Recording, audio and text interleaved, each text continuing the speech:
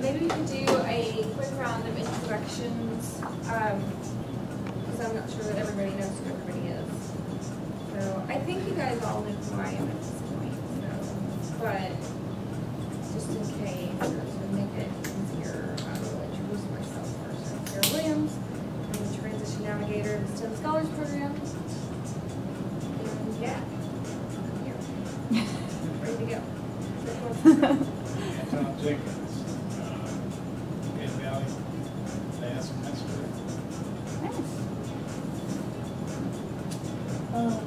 Lloyd Hurst, UMKC, last year there, hopefully. And that's pretty much it. Brianna Shropshire, I go to UKC. No. Cynthia McClark, and I also go to UMKC, and I sometimes feel like I'll never be finished. I'm Joe, go to PT State, and talked about a year for a while. Alrighty. Okay, so today we are all here for mentor training. Basically, this is to give you guys an introduction to what it means to be a mentor and all that sort of thing, and prepare you for the year to come. So I appreciate everyone coming. This is one of the requirements that you guys have to fulfill to be considered a mentor in the program. So you're well on your way to working on getting through those requirements. So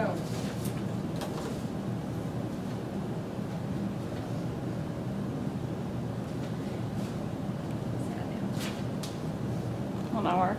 it won't work. Oh, and Arden's back here. Arden, you should introduce yourself. I'm Arden. I work at UMKC Student Development with Sarah. On this project and on others. I can take this thing.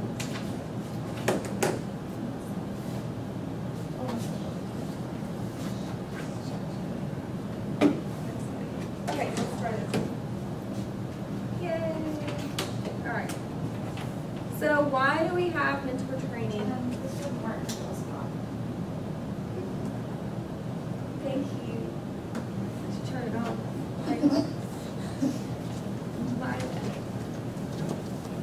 Alright, so why do we have mentor training? So to become more skilled at developing caring mentoring relationships. So today we're going to talk about what that means and how to form those relationships and things. Learn about the challenges and barriers that your mentees face and how you can be more sensitive to dealing with those challenges and helping them to overcome those challenges. And gain confidence in your ability to make a difference in the lives of your mentees. So, what do you guys think about this first slide? What do you think? Why do you think we have training?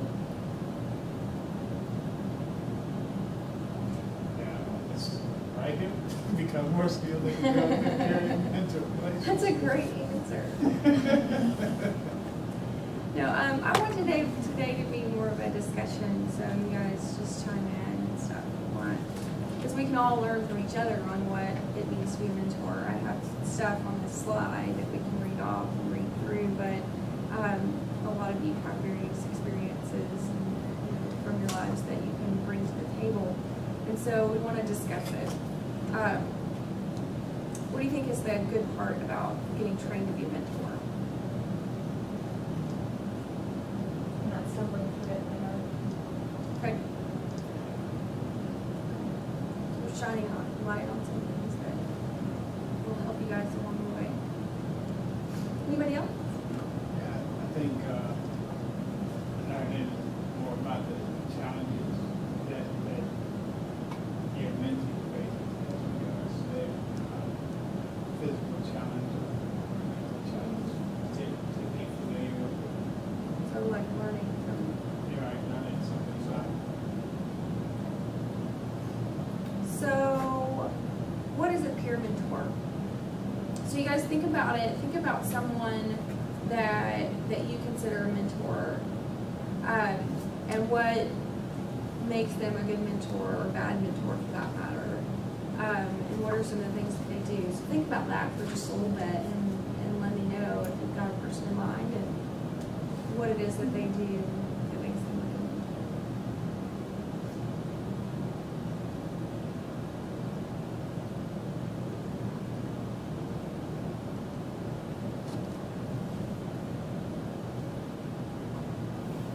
You're cold, right? I am. My face helps to warm up. That's why I do this.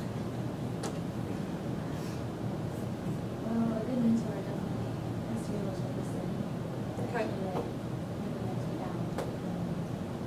Rather than just like always giving advice, and sometimes people just need stuff until this end versus always having a solution.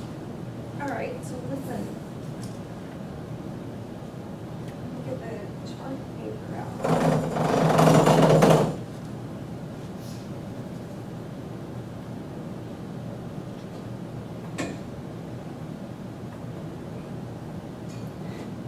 Easier said than done. Okay, so And it appears someone who's going through it with you, like, understands like where you're at, because they're kind of in the same boat as is. They just happen to have a little bit more experience or more time doing it or whatever, but that allows them to be someone you can look up to. so like relating to each other.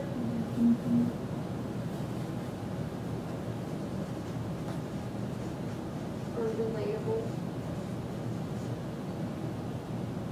I don't know, that's not it. It's Saturday, your brains. What else? I'm putting down available. Available? All right.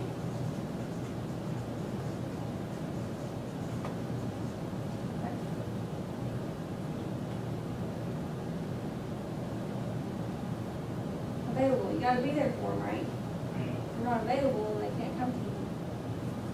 Okay. Successful. Someone that's successful, whether in their job or their life. Okay, so let's talk about that one for a second.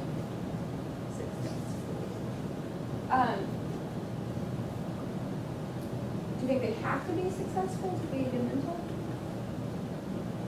Successful means different Yeah. things to different people, though. Didn't enjoy It being really an does, example. yeah. So it could be just being satisfied with their job and really enjoying their job. Then they're successful in what they're doing. I don't mean monetarily. Mhm. Success doesn't have to do with money. Right. I mean, if you want to be a counselor at school, if you're a counselor at school and you've done that, you're successful. But if you want to be an engineer and all you've done is just enroll in the classes and have completed the classes or don't take them seriously, you're not successful. Right. I'm not going to listen to someone or have a mentor that doesn't have the stuff together as much as I do. You understand what I'm saying? They've got to be more successful than me. I'm not going to surround myself with losers because then I'm the most successful loser.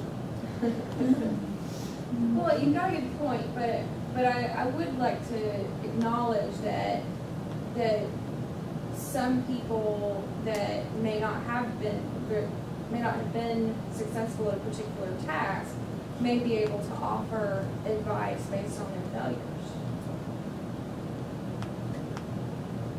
I mean, like, I mean, overall. So, in and I'm general. just, yeah, Okay, but I hear what you're saying. there might be a case That where would be, I someone, think that would fall under experience rather than success. Because Exactly. success is to succeed. So if you're failing, yeah, you have the example of your failure, and that you can fall back on and say, listen, learn from the mistakes I made. In which case, they can be available and relatable and experienced, but they may not necessarily be successful, and so in that case, it'd be wanting you to succeed through their failures.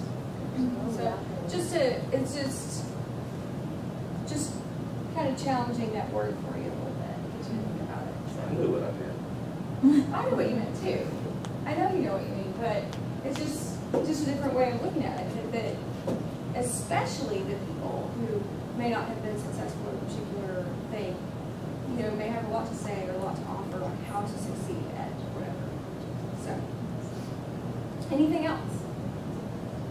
I think Kelly said experience. Experience. Yeah.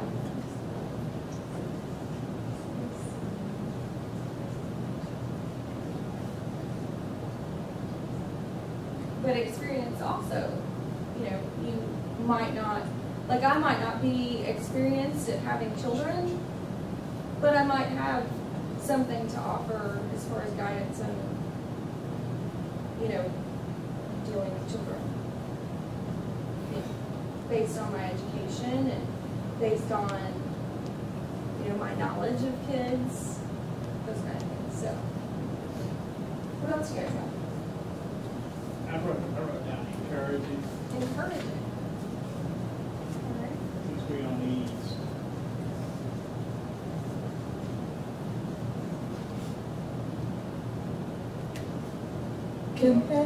Compassion. Compassion. Okay.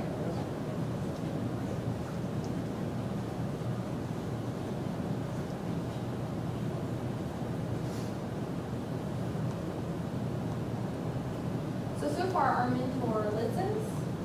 They are relatable, available, successful, they have experience, they're encouraging, and they're compassionate. Sounds like a nice person.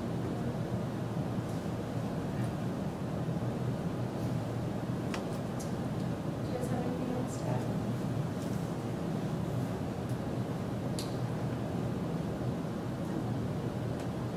All right. So, just a good list of adjectives to describe a good mentor. So here's a list of some things that people have said, that other people have said about what it means to be a good peer mentor. Or describing a peer mentor. So someone who cares about your dreams. Someone who is willing to spend time and effort to help you to succeed. And as I'm reading through these, if you guys can imagine yourself and how you would achieve various levels of these things in your role as a mentor here with the STEM Scholars Program. Someone who has expertise, experience, and resource networks to help you meet your needs. Someone who has reached or is striving to reach their own goals. Someone who is willing to be there and talk and to support you. Someone who is willing to share themselves with you. And someone who is a positive thinker. So, and then we have kind of a textbook definition of mentor there. So I think some of the things that you guys have described is listed here. You're serving as an effective peer mentor when you help your mentees achieve the potential within themselves that is hidden to others and perhaps even to the mentees themselves. So what does that look like?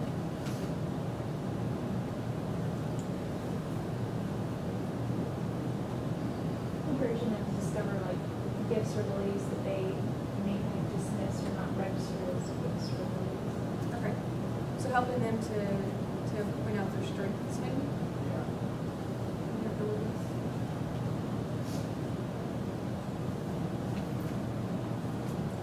So you share stories with your mentees about your own educational career and the ways you overcame obstacles similar to theirs. Does anybody here have any stories that they could share, like obstacles that they have overcome that they would be willing to share with their mentee to help them along their way? So we can practice describing these things. Yeah, my challenge was math. Yeah, It's always been math from day one. a lot of people have that as a challenge.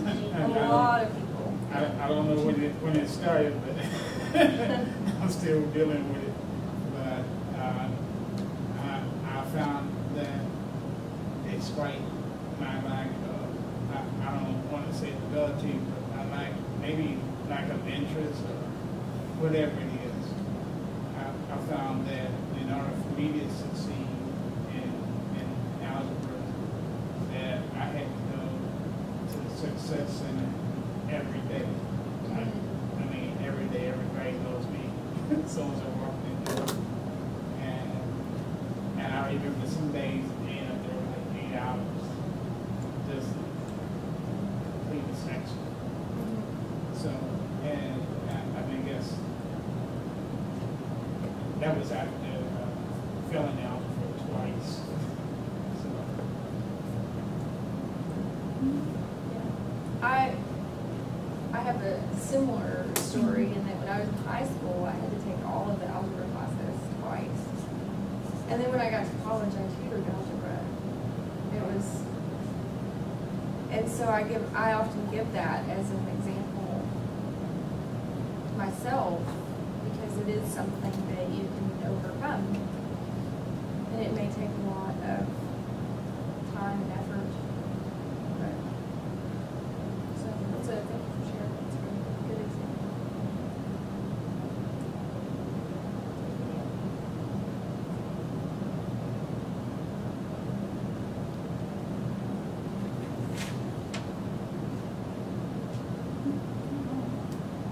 So the next thing on the list, you help your mentees overcome their fear of a professor and help them to ask questions in class or visit them during the office hours. So I know that was something that I kind of learned in the beginning whenever I first started college, was that you want to have personal connections with professors. You want them to know who you are and put a face to your name so that you're not just another student. And a way to do that is to go up and ask questions after class, go to office hours and things like that. And so not everybody knows how to approach a professor, and it's hard at times to do that. So what about you guys? What's your experience with that?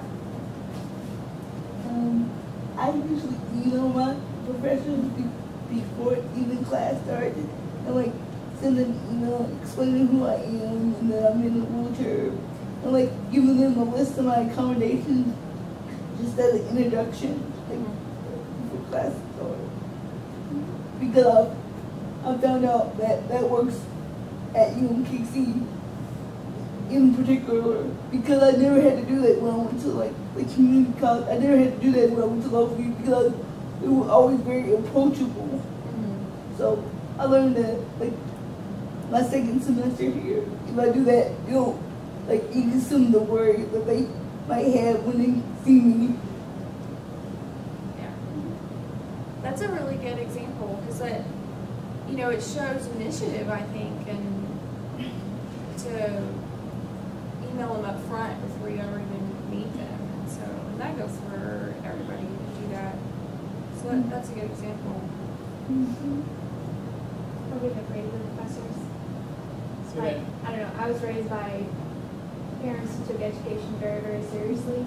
So it's just always a matter of being drilled in my head from the time of being little that like you will always be absolutely respectful of your teachers and everybody else and educators. You get to college and people are just so casual with professors or things like that. And I never understood how they could just go up and be chatty, or even how to approach them to get letters of recommendation and things like that, like how you build a dialogue in a relationship. Like I was always terrified of that because I didn't want to come across as disrespectful. So like being able to figure out how to start talking to professors and how to, you know, form a relationship with professors while still being respectful was something that was really hard. It took me a couple years to figure out. Yeah, yeah, it does. Yeah. So that could very easily be something that your mentor comes to you with, you know. And so, you know, kind of having that kind of dialogue in your mind about what did it take for you to overcome your fears of approaching professors, so that you can, you know, relay that message to your mentees. yeah, Go ahead. I'm sorry. I didn't mean to- No, it's fine. There was a thing this week. This guy, he's in my history class, but he's not in the class where this incident took place, and he was like very disrespectful to this guy, and who had a doctorate degree, and basically he told him the only reason he's teaching at Penn Valley is because nobody else was hiring him, some crazy stuff.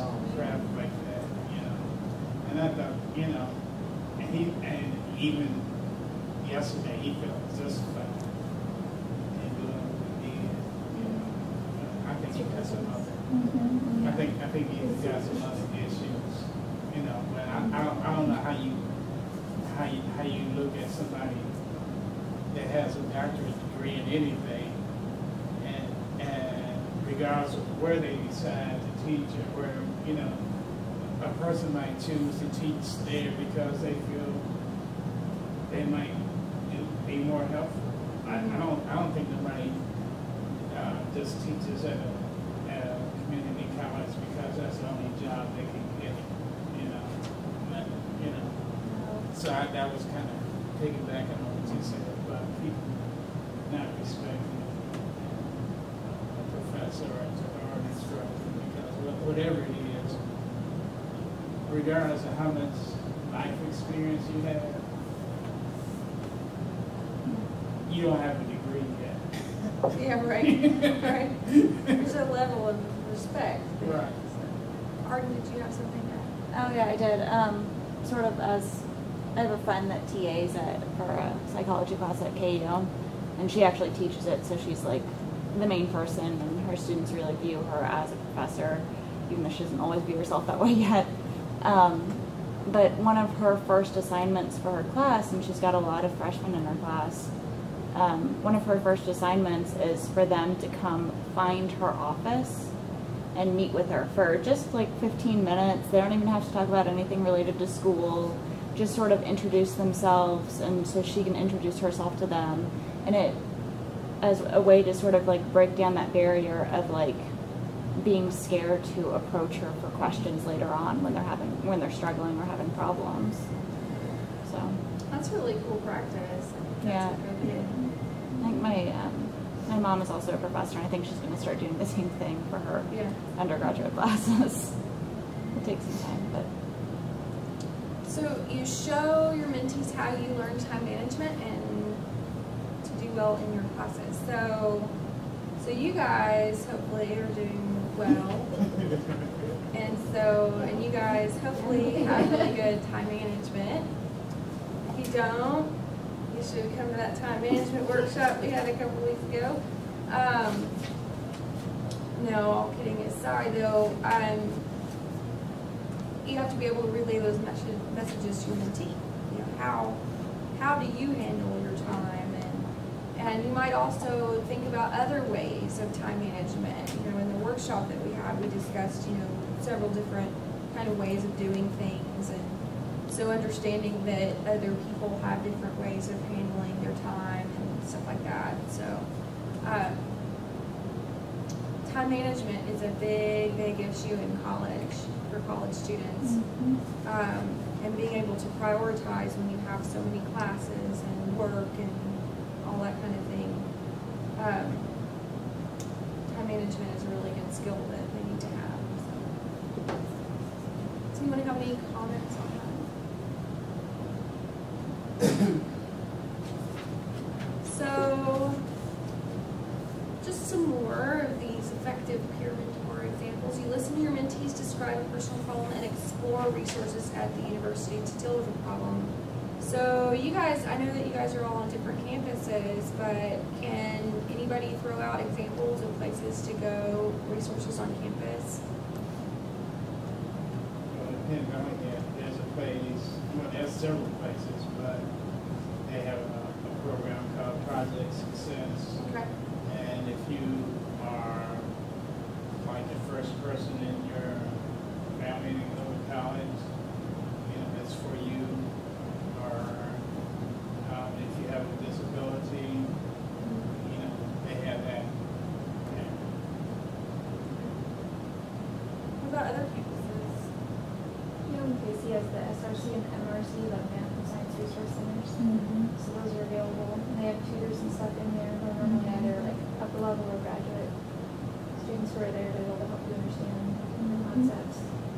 Or there's like the Yeah, maybe supplemental instruction related to the classes, not every class has it, but most seem to.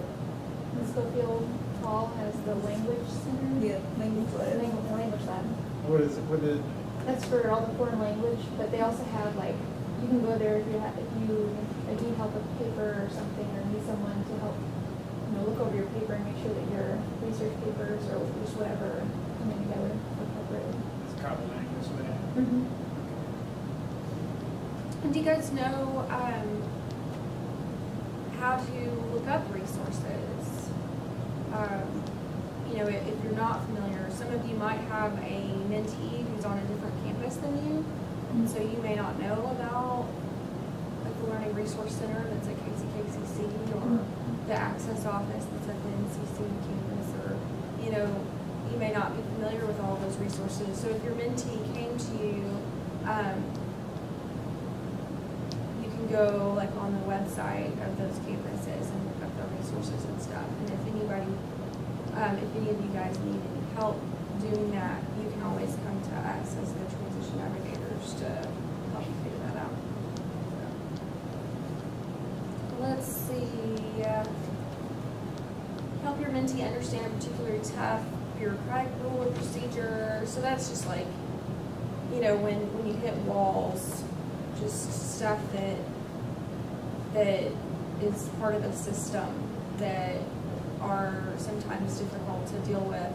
How do you help your mentee to understand the limitations that go along with that?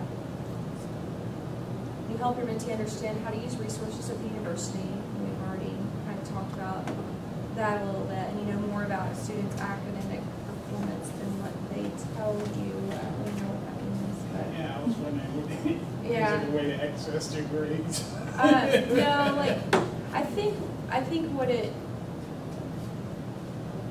because we wrote this last year, so I'm trying to get back into like my last year brain. There's no way you can access their grades or anything. No, you can't. But I think what I meant by this was that I don't know, just scratch that one out because I can't. I don't really know what. Did you mean like know what they're capable of? Maybe that's it. Like we were talking earlier about helping them point out their strengths and stuff. That may be where I was going with that. Yeah. So That was my I could have understanding worded of it that. a little bit better. Yeah. So you know more about. So maybe you're more insightful to their capabilities than they are. Sometimes people kind of shut down and don't have a whole lot of self-efficacy, or feel like that they can go through with something, and you may be able to instill in them that they do have the means to succeed at whatever it is that they're doing. Or maybe being able to understand when they're lying to you about, oh yeah, I'm studying every day, and like it's really obvious that they're not studying like at all. Well, let's talk about that. Or That's a even, like, really good recalling thing to bring up. class. How do you address that? Would you address it as a mentor? Or would you call them out on it? I'm not sure if I'd necessarily throw them under their own bus, but like you can always offer them, to study with you, or try and set up a study date or something like that, or yeah. Write down when you're studying or something new. They're not like, they think they study, but they really don't. They're like, they start studying and then they just start watching TV. They think it's studying, but it's not. Yeah. Isolating yourself. Or be honest about your own lack of study, like your own shortfalls. Like when it comes to studies, then they're maybe more inclined to open up about it. Yeah. So, yeah. All right. So mentor roles. A lot of these are really self-explanatory, so I'm not going to go into great detail about them. I'm trying to keep this at an hour. Because, you guys know I can talk for a long time, so I don't want to keep you here all day. So, provide support and guidance. Kind of obvious, right? Maintain an open line of communication. You guys are going to be provided with the email and the telephone number of your mentees. Some of them might not have an email, so the phone might be a better method at that point. You can ask your mentee how they prefer to be contacted, whether it be email or telephone. But make sure that that's an open open line. Refer your mentee to other resources if need be. So if there comes a time when your mentee comes to you with something and you can't help them with it. So like if I had a mentee from the BTC who came to me and was concerned about, running that lathe machine that makes nuts and bolts or something, like I'm not gonna sit there and pretend to help them because I don't know anything about that thing. You know what I mean? So like if there comes a point when your mentee comes to you and you don't know, it's better to just say, I'm not sure, let me get back with you. And at that point, you can look up resources on the internet for their campuses, or you can contact John or I, and we can help you to figure out what resources they need to go for to get the help that they need.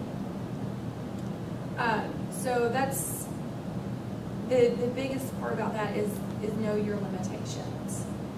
So know where you have to say no, like I can't. So it's perfectly acceptable if you have the time to help your mentee with their chemistry homework or whatever, if you're capable of doing that and you have the time to do so, but you aren't expected to be their tutor.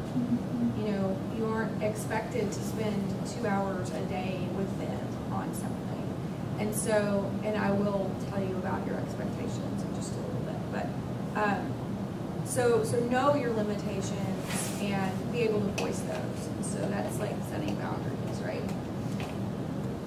Maintain confidentiality. So everything that you and your mentee talks about needs to be between you and your mentee.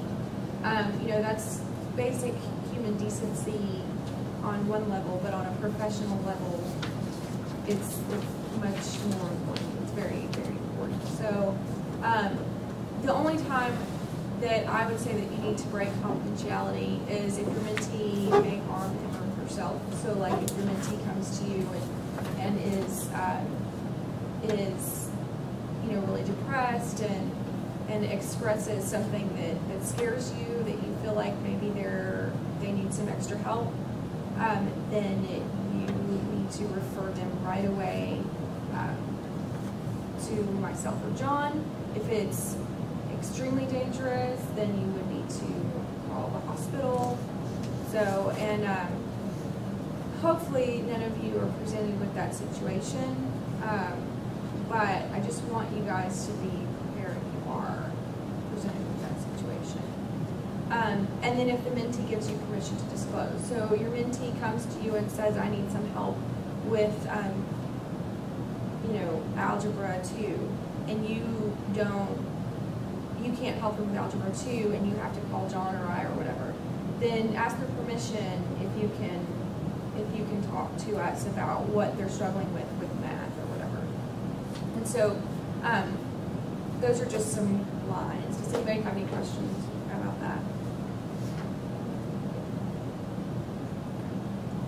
And seriously, if there's ever a time where you are the least bit concerned about your mentee and their mental health or any of that, let us know. So, be familiar with campus resources. So you guys are probably familiar with your own campus resources, but depending on where your mentee is located, you may not be that familiar with their campus. I mean, you could spend 20 minutes on the campus website and familiarize yourself a little bit with what's going on there. I'm not telling you to be able to say off the top of your head the room number and the times that every lab is open or whatever, but you can at least familiarize yourself a little bit with what's going on those campuses. Be willing to share personal experiences. So a lot of times when we give personal examples, it helps people to relate to us. Hey, that's one of those things up there, relatable. So be willing to do that. However, if you're not comfortable sharing something about yourself, then don't do it. So, because we don't want you guys to be in any kind of uncomfortable situation. Be respectful of feelings. So sometimes people feel a certain way about something, and you may not feel that way. And so we want you guys to be respectful for how other people feel despite the fact that it might be different from the way you feel about something. Frequently touch base with your mentee, that's kind of a given. So using good listening skills, so some of these things aren't as self-explanatory as the other things. So as far as listening skills, attending behaviors is like basic, making eye contact, nodding, saying, those are things that, I mean, sometimes people forget. You might consider them a given in any conversation, but there are other people that forget to do those things. And it just shows that you're paying attention to what they're saying, and it helps to build rapport. Reflection. So reflection is it's another kind of active listening skill where, like if my mentee comes to me and says, I just really hate this class and I'm just really struggling, then you would reflect back what they said by saying, well, it sounds like you are having a hard time. Does that make sense? So you just kind of, like if you feel like you don't know what to say, sometimes just reflecting back will get them to talk some more. Use open and closed-ended questions. So closed-ended questions are like yes/no questions, and oftentimes they prevent a conversation from going further. Because if I say, so did you do your homework? And they say yes, and that's it. That's all we got. So that would be an example of closed-ended question, and they have their place in conversation, sure. But open-ended questions provide for more elaboration and detail. So instead of saying, did you do your homework, I might say, so how did your homework go?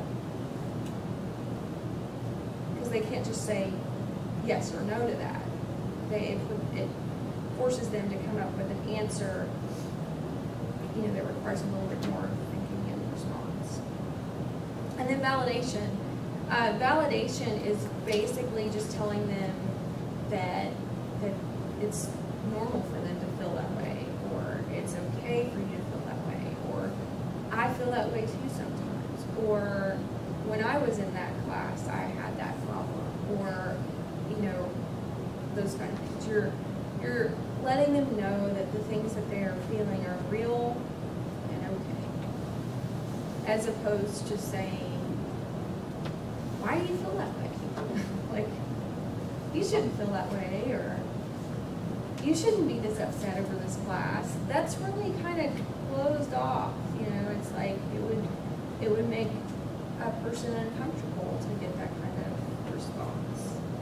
And then know your limits and when to utilize your external resources. And we discussed that on the last slide. So knowing your limitations and your boundaries and knowing when to contact someone. So any questions about that?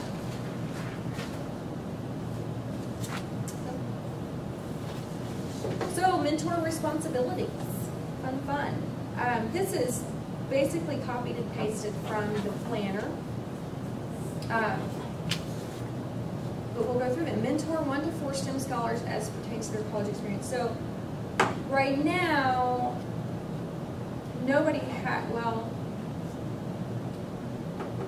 right now everybody has like 1 to 2 mentees basically.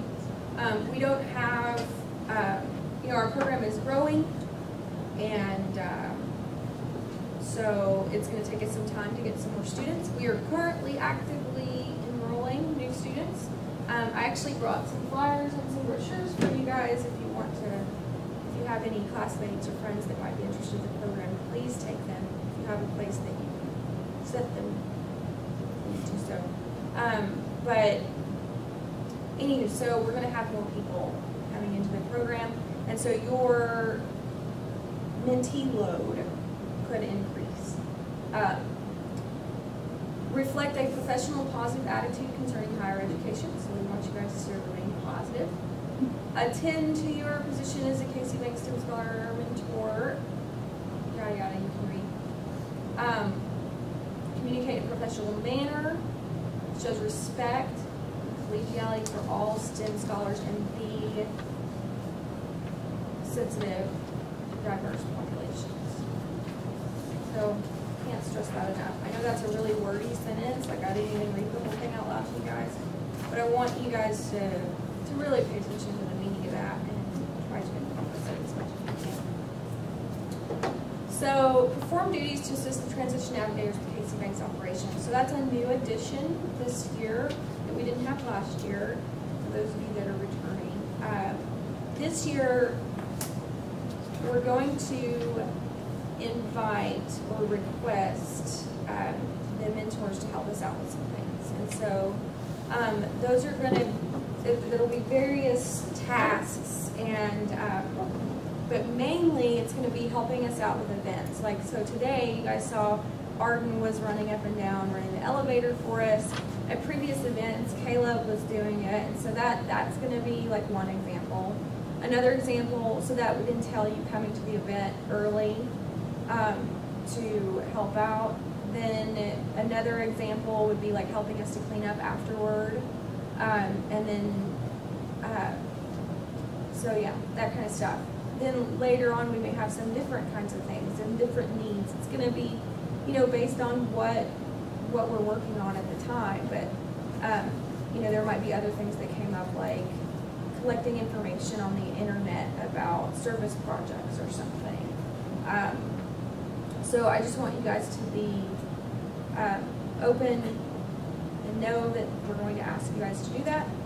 And so it's not a surprise when we say, hey, we need you guys to come early, or we need you guys to stay late. Right now, the way that I'm handling it is I'm actually, like, at one of the events, I kind of did this, but in all events from here on out, I'll be asking for a couple of people to volunteer, because we don't need all the mentors to come early every time, or stay late every time. And so, but if we, you know, if we don't need any volunteers, then I might just open it up and say, okay, all Simstar mentors needs to be here at, you know, 12:45, even though the event starts at 1. So, any questions about that? So, attend 2 mentor training sessions, one in the fall and one in the spring. So, you're halfway there on that one, right? We're going to have another one of these in the spring, and that one is going to be, it's going to be similar. However, that one's going to be more discussion. You guys are going to come together and talk about your experiences thus far, and try to help each other to navigate the rest of the year and overcome any struggles that you have with the mentees that you have or have at that time. Contact your mentees every 1 to 2 weeks and log the contact on the mentor-mentee contact form. Okay, so on the internet, I don't think I can, no.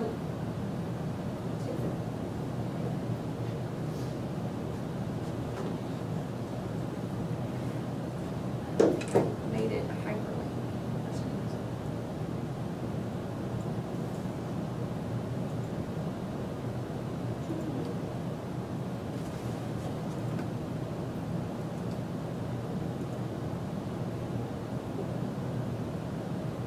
Okay.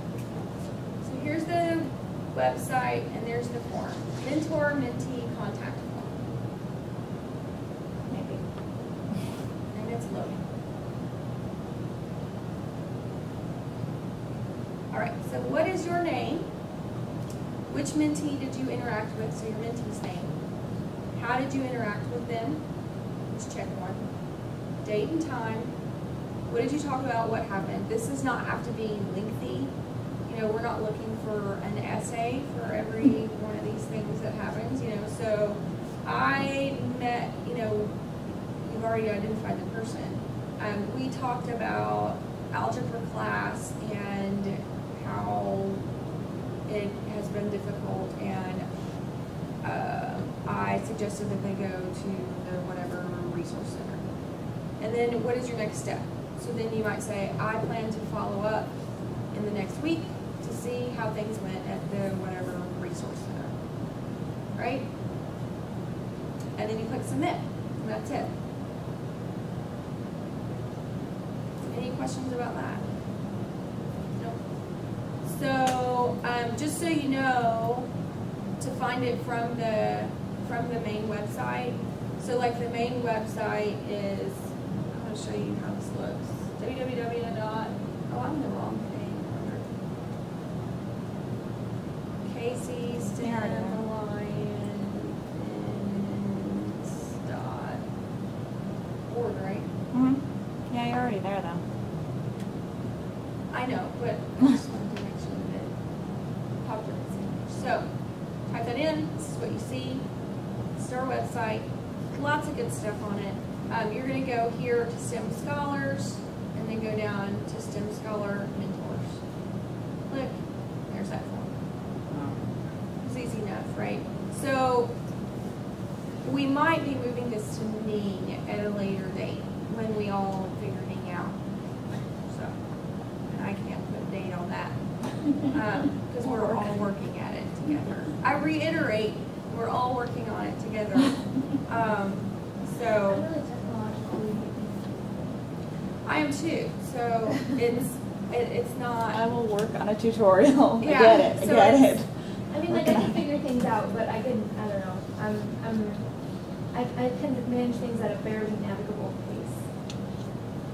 So, I mean, as long as things are like very basic, as long as the name is not going to be something that we're like, I don't even know. Ning is going It's to. different. Ning is going to be a very big part of the program in the future. You know, we're going to, like right now we're recording this workshop. That video is going to go on Ning. And so that those people that missed it, can see it. Now, Ning is a closed network. Just the STEM scholars can see it. You have to like have permission and get sent a link from one of us in order to join Ning. So this isn't public stuff. And even the videos that we post, like we have to post them through YouTube, but they are private on YouTube. Like no one can see them at all. Unless you have the link that we. Unless you have the link to that particular video. So, anyway. So unless you guys so- are sending these videos around, it's just gonna be you guys. Right. We'll have like this PowerPoint, you know, might go up there. Anyway, the PowerPoint and the things that we did at the last couple workshops are going to go up there if they're not already up there. So anyway, Videos aren't, but we're still working handouts on it. So, and Arden is the Ning guru at this point.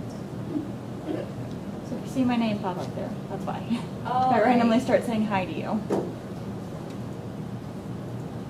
So, there's that. So we want you to check in with your mentees every 1 to 2 weeks. And I say 1 to 2 weeks because you will find that people may not need you to check in with them once a week.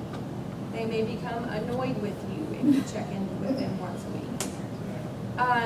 And so I say 1 to 2 weeks because I think it's perfectly fair for you to send an email every other week.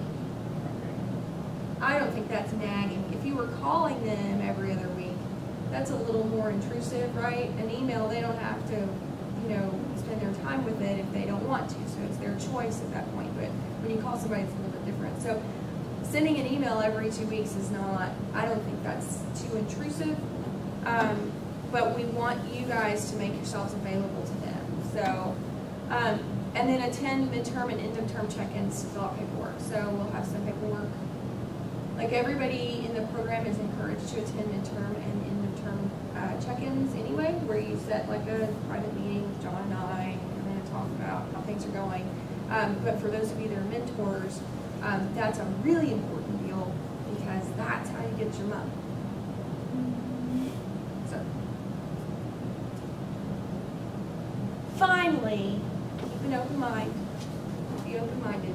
The people that you're working with may not be exactly like you.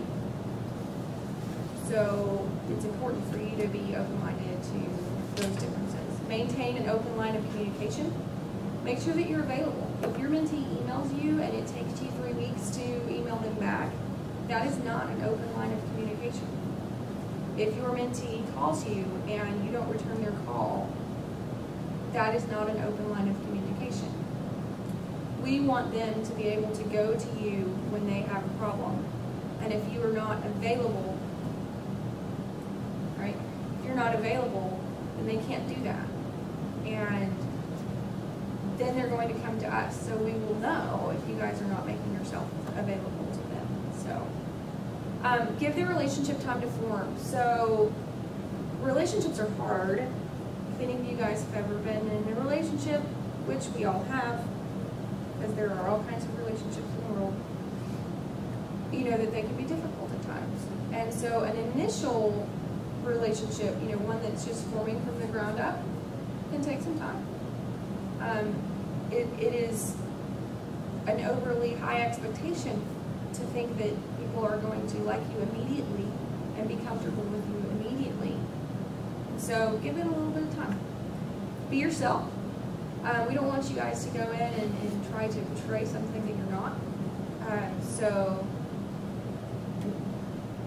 you know, keep that in mind when you're interacting with them. Don't break confidentiality. We'll talk about that. Set limits and boundaries by knowing your limitations. And have fun. We want you to have fun. So, does anyone have any questions at this time? No? Okay, so now I think what we're going to do is I'm going to talk to each of you individually out in the hall about who your mentors are or your mentees are and give you their contact information. And so you guys can stay in here, and I encourage you to talk amongst yourselves. Maybe Arden can join in the conversation about what it means to be a mentor and those kind of things, okay? What do you guys think about that? Okay.